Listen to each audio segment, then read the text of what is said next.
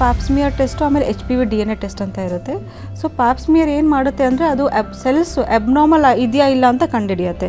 So ನಾವು Pap smear ಏನು ಮಾಡ್ತೀವಿ ಸರ್ವಿಕ್ಸಲ್ಲಿ ಜಸ್ಟ್ ಲೈಕ್ ಕೋವಿಡ್ ಬ್ರಷ್ ನಾವು ನೋಸಲ್ಲಿ ಹಾಕಿಬಿಟ್ಟು ಹೇಗೆ ಸ್ಕ್ರೇಪ್ ಮಾಡಿಕೊಂಡು ಕಳಿಸ್ತೀವಿ, ಅದೇ ಥರನೇ ಇದು OPD basis procedure. Very simple test, painless ಇಲ್ಲ, ಏನೂ ಇಲ್ಲ, ಅನಸ್ತೇಸಿಯಾ ಏನೂ ಬೇಕಾಗಿಲ್ಲ. ನಾರ್ಮಲ್ ರೂಟಿನ್ ಎಕ್ಸಾಮಿನೇಷನ್ ಮಾಡಬೇಕಾದ್ರೆ ಸ್ಪೆಕ್ಯುಲಮ್ ಇಟ್ಟು ಸರ್ವಿಕ್ಸ್ನ ಎಕ್ಸ್ಪೋಸ್ ಮಾಡ್ತೀವಿ. ಎಕ್ಸ್ಪೋಸ್ ಮಾಡಿದ್ಮೇಲೆ ಅದು ಬ್ರಷ್ ಇರುತ್ತೆ, ಬ್ರಷ್ನ ಸರ್ವಿಕ್ಸ್ ಮೇಲೆ ಸ್ಕ್ರೇಪ್ ಮಾಡ್ತೀವಿ. ಸೊ ಅದು ಸೆಲ್ಸ್ ಏನಿರುತ್ತೆ ಅದನ್ನ ಲ್ಯಾಬಿಗೆ ಕಳಿಸ್ತೀವಿ. ಸೊ ಅಲ್ಲಿ ಏನು ನೋಡ್ತಾರೆ, ಸೆಲ್ಸ್ ಅಬ್ನಾರ್ಮಲಿಟಿ ಇದೆಯಾ ಅಥವಾ ನಾರ್ಮಲ್ ಇದೆಯಾ ಅಂತ ನೋಡ್ತಾರೆ.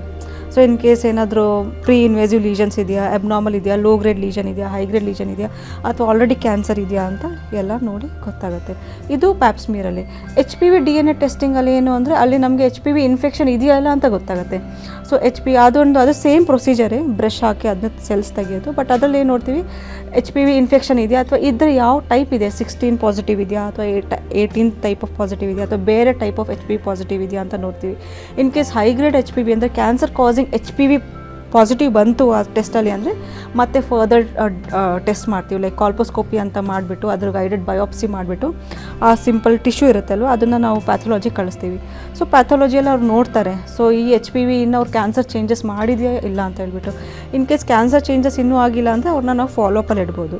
ಕ್ಯಾನ್ಸರ್ ಚೇಂಜಸ್ ಆಯಿತು ಅಂದರೆ ಸ್ವಲ್ಪ ಪ್ರೀ ಇನ್ವೇಸಿವ್ ಲೀಜನ್ಸ್ ಎಲ್ಲ ಆಯಿತು ಅಂದರೆ ಅಲ್ಲೇ ಲೋಕಲ್ ಥೆರಪಿ ಇರುತ್ತೆ, ಲೀಪ್ ಅಂತ ಇರುತ್ತೆ, ಕೋನ್ ಬಯೋಪ್ಸಿ ಅಂತ ಇರುತ್ತೆ. ಸೊ ಅದೆಲ್ಲ ನಾವು ಇಮಿಡಿಯೇಟಾಗಿ ಟ್ರೀಟ್ಮೆಂಟ್ ಕೊಡ್ಬೋದು.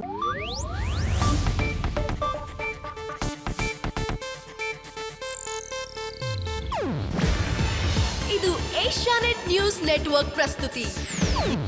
ನೀವು ನೋಡ್ತಿದ್ದೀರಾ ಏಷ್ಯಾನೆಟ್ ಸುವರ್ಣ ನ್ಯೂಸ್.